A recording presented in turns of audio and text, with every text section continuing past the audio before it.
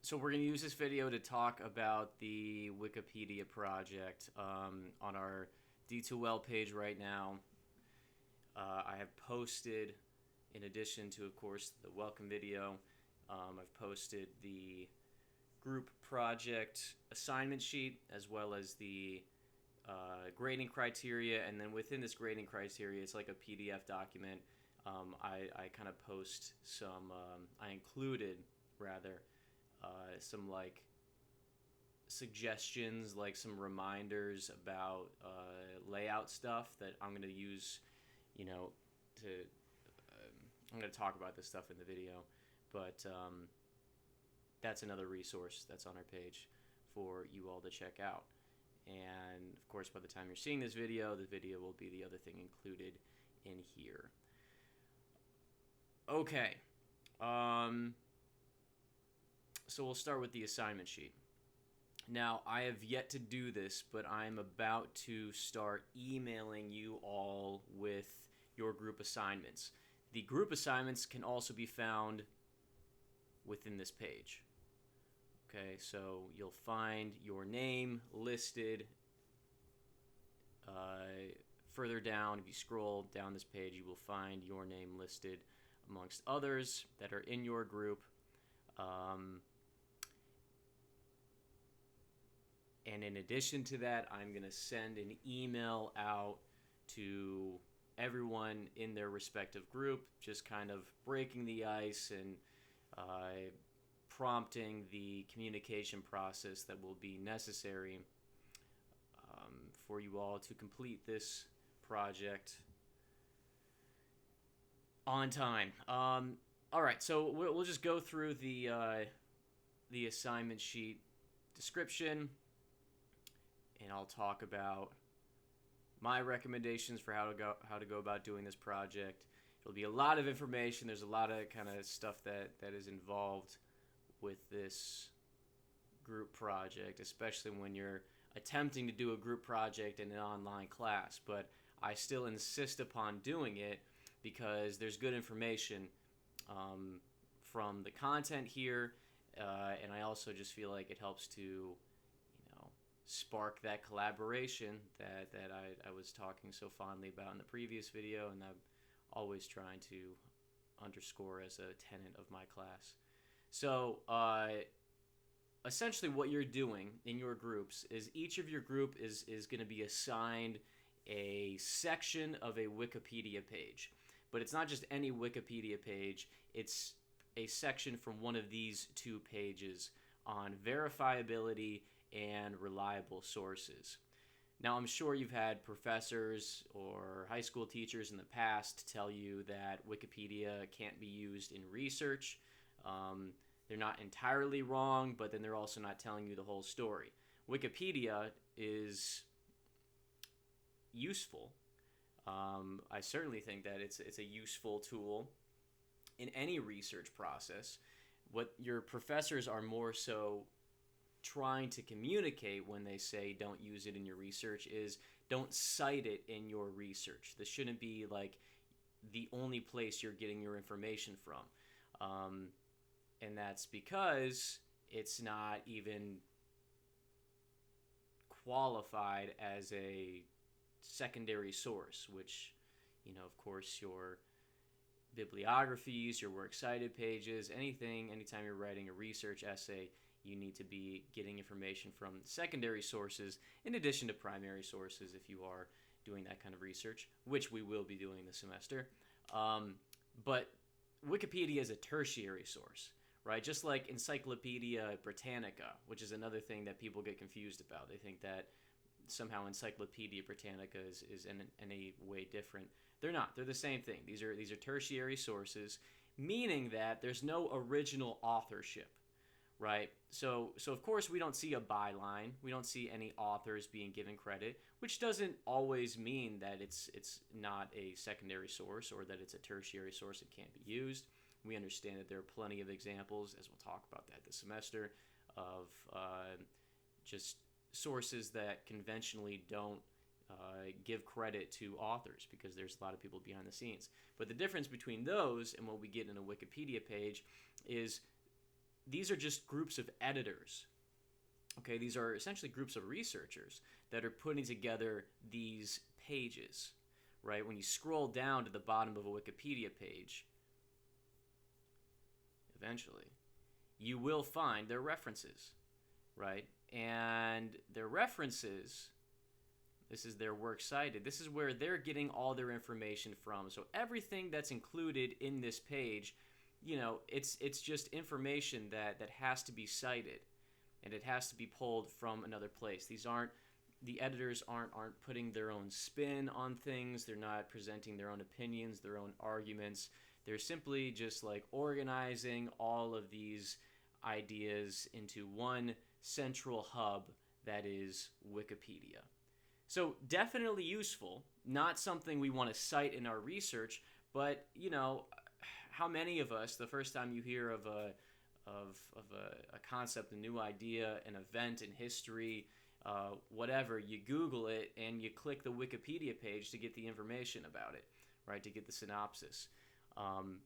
So it's useful in that context. That's certainly better than just relying on the AI thing, which I know now is in our face. And yes, even though I spent the end of that video kind of going on a mini tirade about AI, I am guilty myself of sometimes consulting that Google AI, the Gemini that pops up immediately whenever you Google anything now, because it's so convenient. And if I'm in a rush, if I'm cooking something and I need an answer real quick, then it's there. I'm liable to use it. But my point is, Wikipedia, definitely useful. And this is a good sort of segue into what our first section, after we talk about project proposals, our first sort of unit is all about source credibility. And that's what these pages are about. These two Wikipedia pages are describing the criteria that a source from their reference page, the criteria that these sources must meet in order to be included in the Wikipedia article, to be cited in the article. And a lot of these things are going to resonate with our own research, right? A lot of these things just are general good research auditing practices when you're deciding whether or not a source is useful, but beyond its use, deciding whether or not it's appropriate for something like a research essay based off, its author, its publisher, these things that we'll talk about in our source credibility unit. And this is going to give us kind of like a common ground to begin that conversation. So this page, all about, again, reliable sources. We get through different examples of sources that you will find Wikipedia using. The verifiability page goes further into this. Again, we'll see some overlap with some of these sections, but that's okay. And getting back to our Wikipedia project, your impetus is essentially to take the information from your section, you and your partners, you and your group partners, will take the information from your assigned section, and you're going to teach it to the class. If we were in person, you would give this presentation to the class, and you would essentially, build a mini lesson plan or just a presentation that you would give to me and your peers. I find that that's a lot more interesting and has higher stakes, I suppose, because there's a grade involved, than me doing lecture videos talking about these Wikipedia pages, which would get boring. It's not the most exciting stuff. This is not the most exciting part of our semester, but to amplify it and make it a little bit more exciting and high stakes, we are turning this into a group project. So understand that your purpose with this is your audience is your classmates. Your classmates, and what you're trying to do is to summarize the information in these sections so that they themselves wouldn't theoretically have to go and read these Wikipedia pages. They could instead just reference these group presentations that you're putting together. So obviously, since we're not going to be in person giving these presentations, just like your final project, I will still ask you to put together a slideshow or some visual aids to present this information to us. And then eventually, once everybody's project has been submitted, I'm going to post them on our D2L page so that you can all go through, check out each other's work, but then have this to reference as we move on in the semester, because it's just good information to know. So, in groups of 4 to 5, you are tasked with reading and summarizing a section from a Wikipedia page. You will present your findings via a PowerPoint or a Google slide.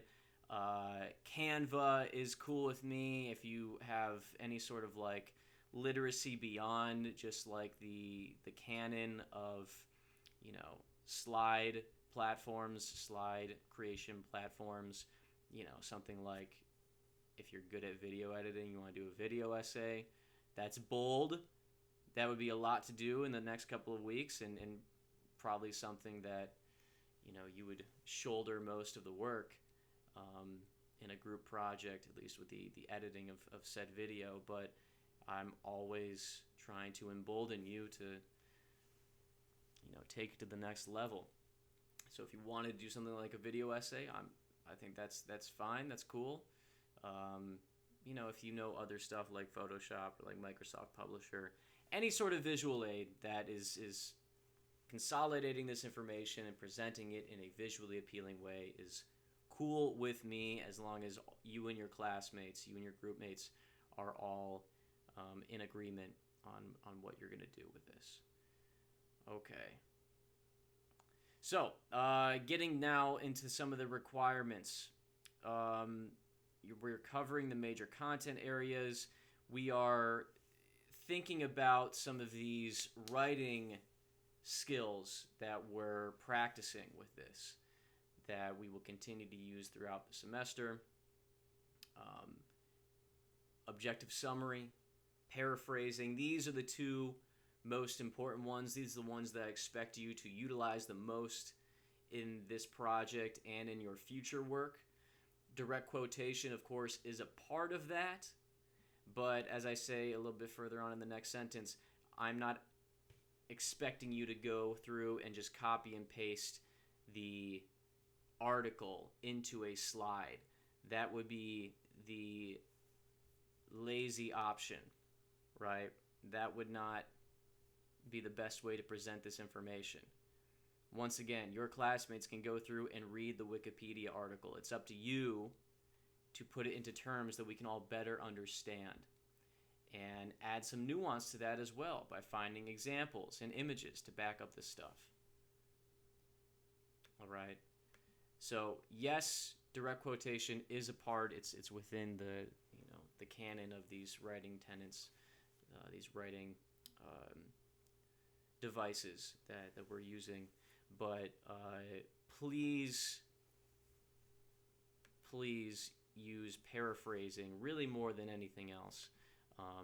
Even an objective summary, I feel like, you know, it's wiser to use paraphrase, because a paraphrase is going to be more specific. Objective summary is kind of like big picture, what this section is about. That's something that can be used, but since, you know, you're in groups of 4 to 5, it would make more sense to think about, you know, how to paraphrase these sentences rather than giving like a big overview of them.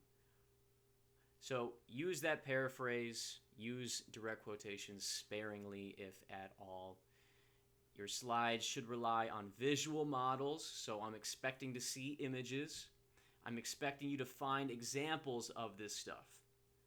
That's how we learn, right? That's how we learn, with these sort of like real world references. Especially because we're talking about things that have these definitions. Maybe using language that's unfamiliar to us, or a little too academic describing things, monograph. Well, what the hell's a monograph? What's a review article? What are the differences between these things? So then it's up to you to find examples of this stuff so that your presentation makes sense. Your slides make sense to us, rather than just like throwing out a bunch of words from the article that, sure, demonstrate that you maybe read the article, but you're not doing a good job of informing your audience as to the significance of this stuff. And it's reading just like a copy and paste job. So don't simply copy and paste. You're not presenting this orally, but you are instead adding to this collection of visual aids that are meant to synthesize the information found on the Wikipedia pages. So in terms of submitting this project, once again, platforms you could use: PowerPoint, Canva, Google Slides, Prezi, if that's still a thing. You can make a website, maybe. You could do a fancy Word or Publisher document with images that's organized in a way that looks good, looks pretty. A video essay for those bold enough to do something like that. But the final product should be uploaded on D2L. So going back to our D2L page, you can upload it right here where it says Wikipedia Group Project. It says assignment. Has the due date right there. All of our assignments will look just like this. Tell you assignment, have a due date. And truly, if you're doing this correctly, if you're doing this how you should be doing this, you only need one person to submit the final project. So designate that person in your group who's going to be the sort of arbiter of the slides. All slides should be in the same place. I shouldn't be getting groups where each one of your group mates is submitting their work separately from everyone else. There should be one cohesive single submission, and that should only require one of you to submit it. So I know I'll probably have to answer this question again, but just to emphasize, you only need one person to turn it in. And in fact, if I'm seeing groups that are disjointed and two members, I get a submission that has two of the group members' work on there, and then a third and a fourth trail off, and they're submitting their slides separately, that's going to cost you some points, okay? Because that's the group element of this. There's meant to be collaboration, and you're meant to organize all this stuff into a single space. And as I said in the video yesterday, part of your grades for the assignments is making sure that it's submitted properly. And in this case, a proper submission should just be one single cohesive project where you only need one person to turn it in. So this is where the communication comes into play. I think that it's wise to, as I said, designate that person who's going to be like, the team leader, or if nothing else, just the controller, control the means of production over here, and have the slides. But we understand that like Google Slides and Canva, it allows you to, like, 4 people to hop on and work at once, right? So it really shouldn't be an issue. You have access to these free platforms available to you that allow for group collaboration, and then it's just a matter of making sure that everyone's keeping up with the work, getting it done on time, so on and so forth. You all are having you have a few extra days than what my classes last semester did to get this done. That's because this is a 16-week class. I was teaching all 12 weeks last semester. But even more reason why there shouldn't be any of these issues in terms of time constraints.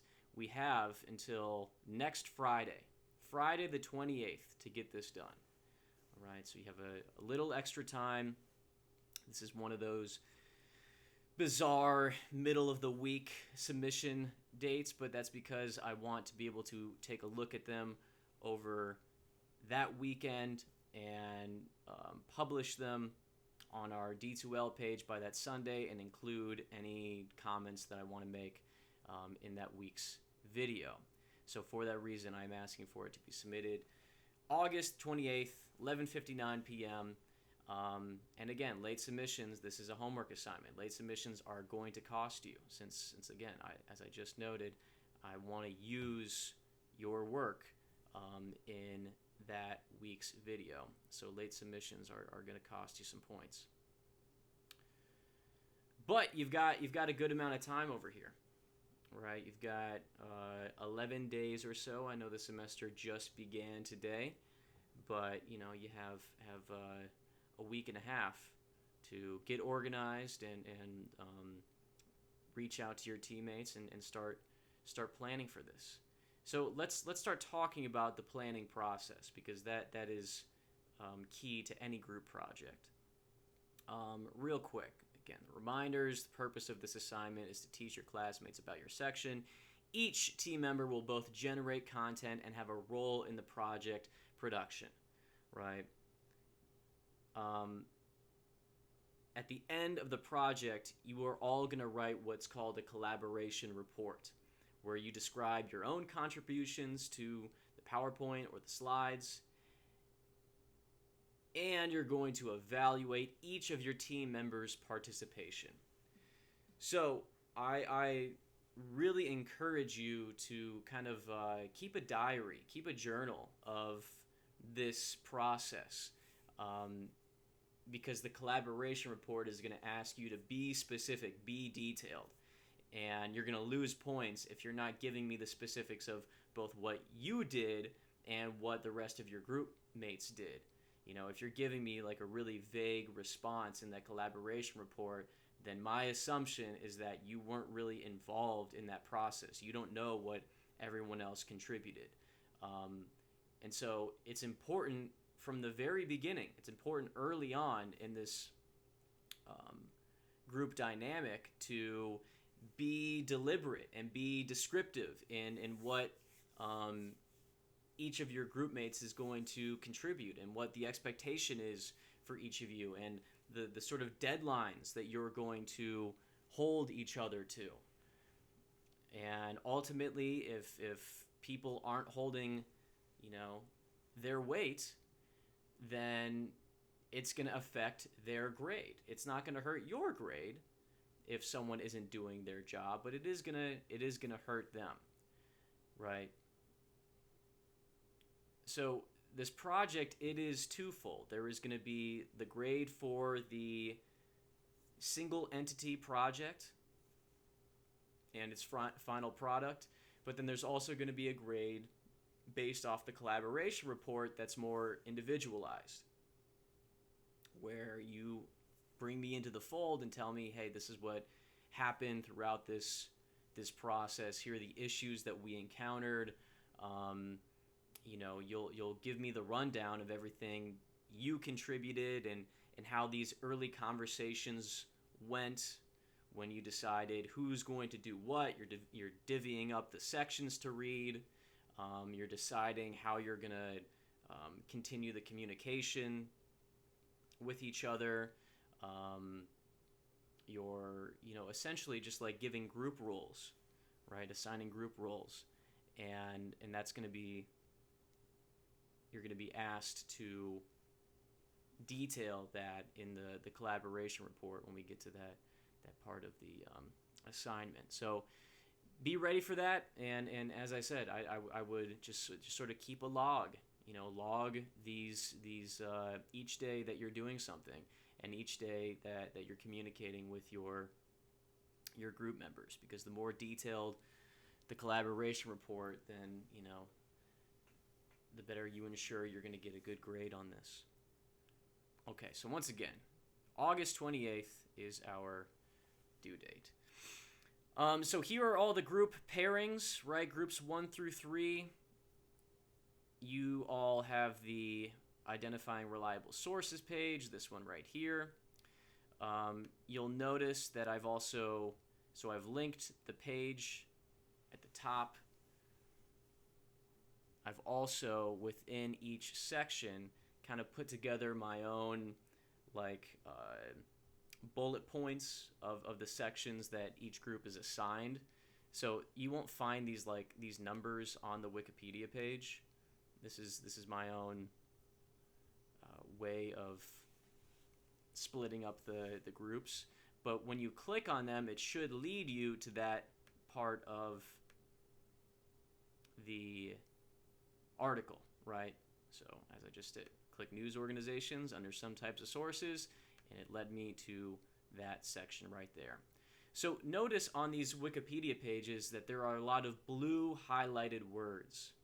And some sections are longer than others, right? If I have a small section, let's say this like news aggregators one, and this is all that I'm covering in theory. Well, what all do I want to put in here, right? There's not really like a ton to work off of. Well, check out some of those blue highlighted words and click them, because they're going to lead you to another Wikipedia page.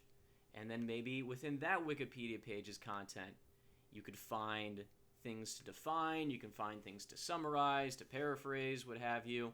But that's how to expand the information you're putting in your project. Focus on the blue highlighted words and provide examples of what the text is talking about.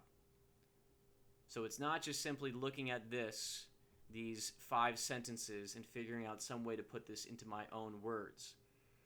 Because again, some of you are going to be assigned sections based off of what you decide with your teammates that are going to feel a little bit brief, right? They're going to feel a little light on content. But I guarantee you that there are these blue highlighted words that you can click and use that information to include in your slides. You can also, and should also, of course, find examples of these things.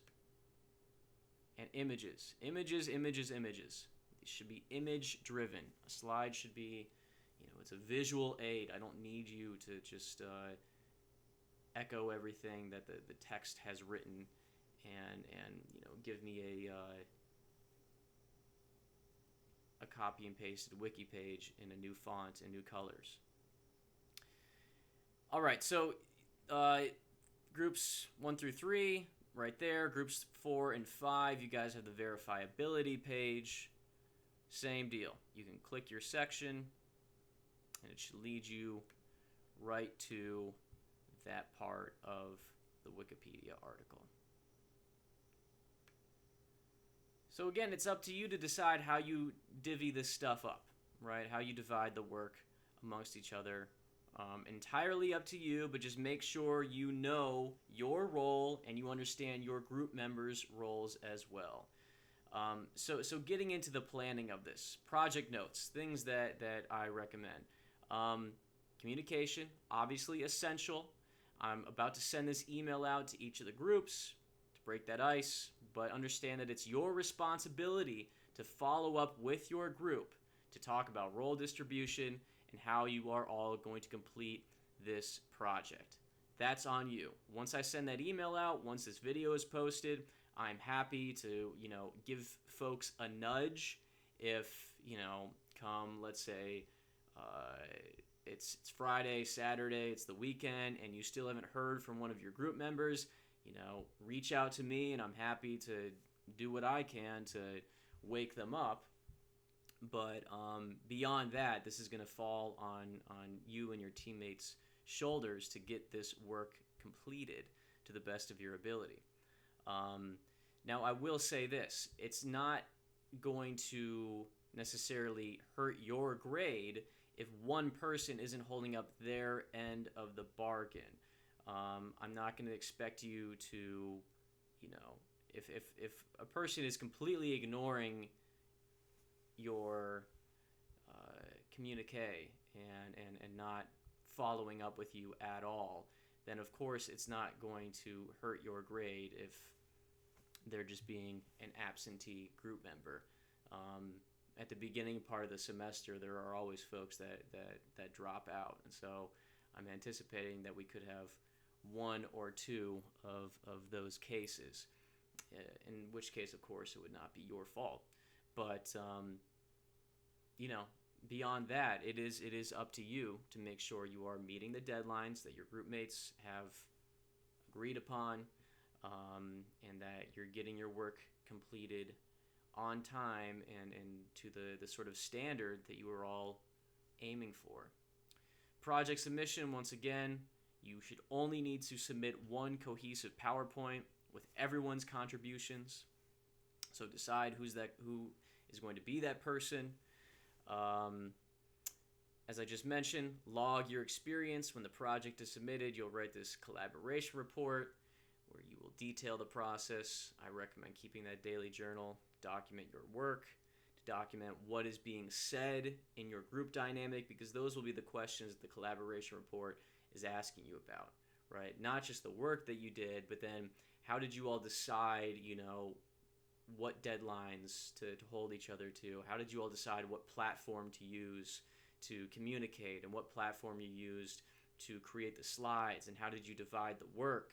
And did you give each other like specific titles, specific roles? That's all important information to keep track of. And again, I can always tell when a student, was just kind of in the back seat, not really contributing much, because that collaboration report is missing key details. So anticipate that next week when I present you with the collaboration report assignment sheet, you'll need to recall all of, the intricacies, the ins and outs, the nuances of this group project and what you've done over the course of this week and a half.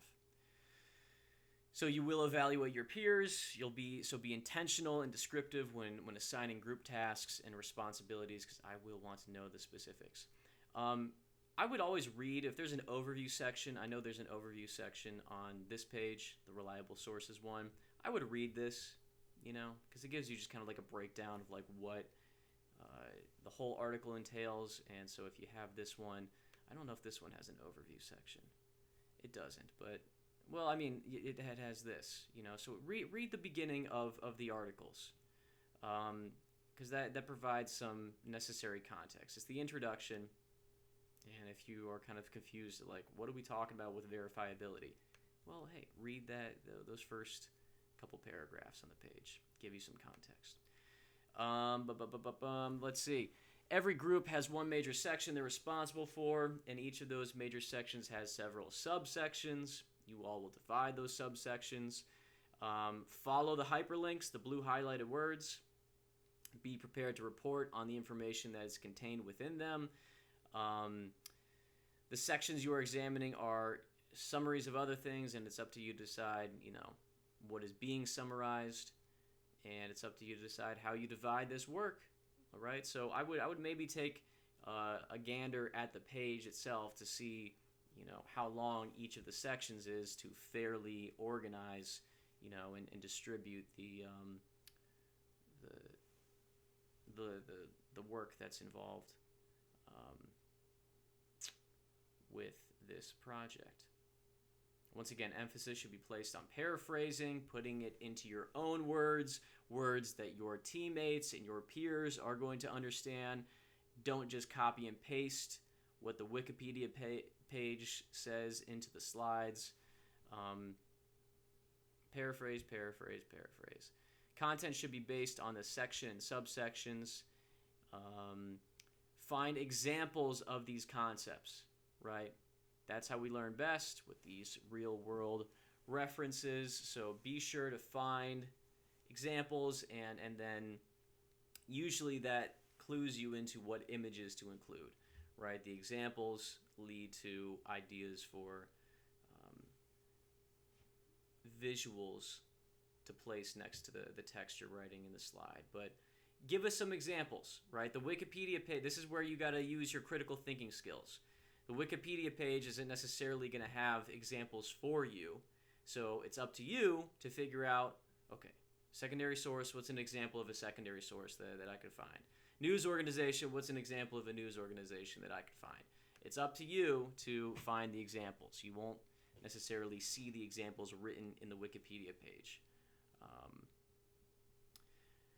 So remember, every team member is responsible for generating content as well as some aspect of the layout and the editing. In terms of layout, think about templates, right? This is a visual presentation, so background colors, themes. You want this to be consistent. You want it to be cohesive. You don't want it to be sporadic where it's like one page is, red and green with blue font, and then the next page is just like, this Microsoft Word document right here. It's just a white background with black text, and we have different fonts and different font sizes. You want it to be consistent. If I'm noticing that, then that's going to tell me that there wasn't this cohesion in the group conversation, and that, it wasn't as collaborative as it should have been.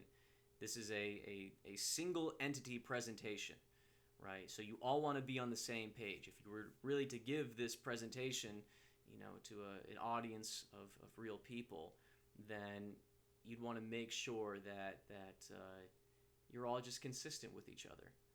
And an easy way to do that is by ensuring that the visual has a sort of common motif, a common visual theme. In terms of structure, think about arrangement. What's the most logical and sensible order for the information to be presented? Don't just throw random crap out there and I do my best to sort of suggest, hey, here's the order in which things should go. But if you decide that, these two sections have more in common, so maybe we should follow up, Johnny's slide with Jenny's slide because they have more in common than what, Professor Slot put as slides 2.1 or section 2.1 and 2.2. There's a lot of room for interpretation with this stuff. Okay. I'll post some previous examples too of other past groups' work, if that helps at all, to see what other folks have done. I'll try to find some good examples in the archives that should give you some idea of what to aim for. Make sure you're paying attention to things like grammar, correctness. With regards to like perception, again, if you were giving this presentation, you want to come across as professional, and typos and spelling mistakes, that just kind of hurts you. Looks unprofessional. So fix any glaring issues. Make sure there's a sort of a revision process that's involved in the creation of these slides, which is why I suggest don't wait until next Thursday night to have like the final deadline. In your conversations with your group mates, I would really encourage you to do your best to get the slides done this week so that the remaining days next week can be used for just final edits. If there are any sort of outlying issues that need to be resolved, then you have another 4 days to figure those things out. So use this week wisely. I really encourage you to get started right away, not just reading your sections, but trying to put something together so that you guys can then make those decisions together, like about a visual motif, the colors you want to use, the font that you want to use, making sure that every slide is proportional, and that you don't have one slide that the text is super large and the other one the text is super small. You don't want images that are seemingly disjointed and not related to that and the other slides. You want to try to build a cohesive project. And when I say images too, I really suggest rip stuff from Google Image. Rip things from Google Image. I know that like Canva has graphics. I know that you can get like clip art on PowerPoint and stuff like that, but that's so like high school. It's even more, it's elementary school stuff in my opinion. Pull images like from the examples that you're talking about, right? Pull real world images. That's the one. Or if nothing else, stock images are better than like the clip art shit that I see. The lame little cartoon graphics that people include. That's not doing you any favors, right? That's not just because you have a cartoon of a book open, that doesn't really provide any sort of further context into what it is that you're talking about. So understand that that's not what I mean by images. I mean, find images that are relevant to what it is that you're saying, not just the clip art that is available in the Canva graphics section. Pull stuff from Google Images. It's not that hard. Just copy and paste from Google Image. Okay, so color, fonts, images, that's how I would use all of next week. Use this week, if you're going to follow my recommendations, use this week to read your section, create the slides, put together, all of like the paraphrased content into the slides, find some images, and then you guys can reconvene next week and as a group decide all of those sort of layout related issues, and work to put together this single cohesive project that looks the part. Bottom line, your job is to make sense of this content and present it in a visual aid that your peers will easily understand. That's the Wiki Project. Okay, so August 28th. Now, mind you, of course, we will have more work next week, which is, again, why I like just leaving this week open for folks to just focus on doing the majority of the work for the Wiki Project this week. So don't procrastinate on this, because there's going to be more stuff, new stuff to do next week in addition to the collaboration report. And you don't want the stuff to pile on. Let's take a look at grading criteria stuff. So as I mentioned, I've got these like slides that I've put together related to the grading criteria, what I'll be looking for. So of course, consider some of our 101 rhetorical concepts: genre, audience, and purpose. As I've said several times now, you're composing for your peers. So make this a presentation that's, that appeases them rather than me, right? Rather than trying to create something that you think I want to see.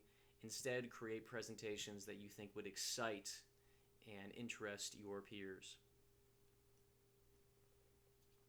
I'm not your audience with this. Your classmates are. Be thorough without republishing the article.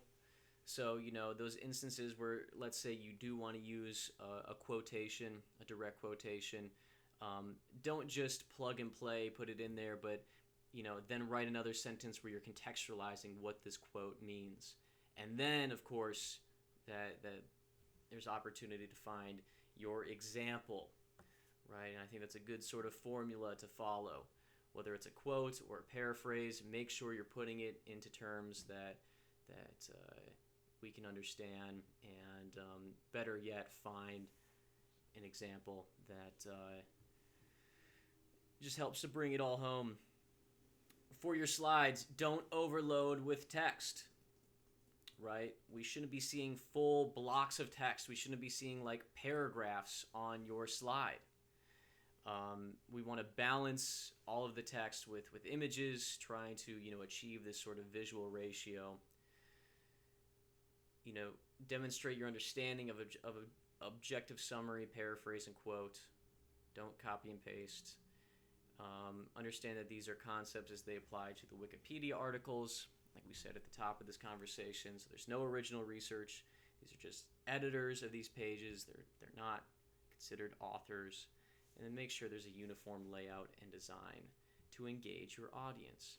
So just to show you, to demonstrate, like let's say I was assigned the overview section of the reliable sources page. Well, if this then was the slide that I put together, it's pretty clear right off the bat that I'm not following some of the grading criteria recommendations that we just discussed, right? For one, this is entirely too boring to capture anyone's attention, right? Just the black text, the white background.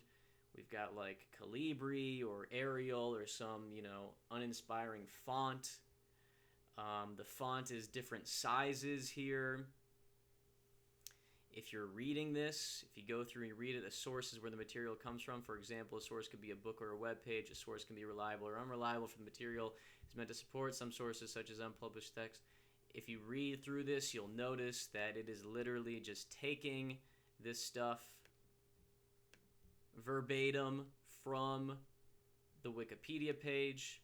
It's not even putting it into quotes, so it's technically plagiarism. But even the one in the quotes, it's entirely too long of a quote, right? This is laden with issues. This is not what I want to see from your work. There are no images. There's no real-world context to this stuff. This is literally just, as I mentioned, the copy and paste job. If I wanted to read that, I could just go straight to the Wikipedia article. I don't need you to create a slide that looks like that. So instead, what could I do? Well, something starting like this. Definition of a source. Source, where the material comes from. That's a quote from the wiki page, and so I put it in quotes, right? But it's much more condensed. It's easy for me to read, and thus easier for me to remember as an audience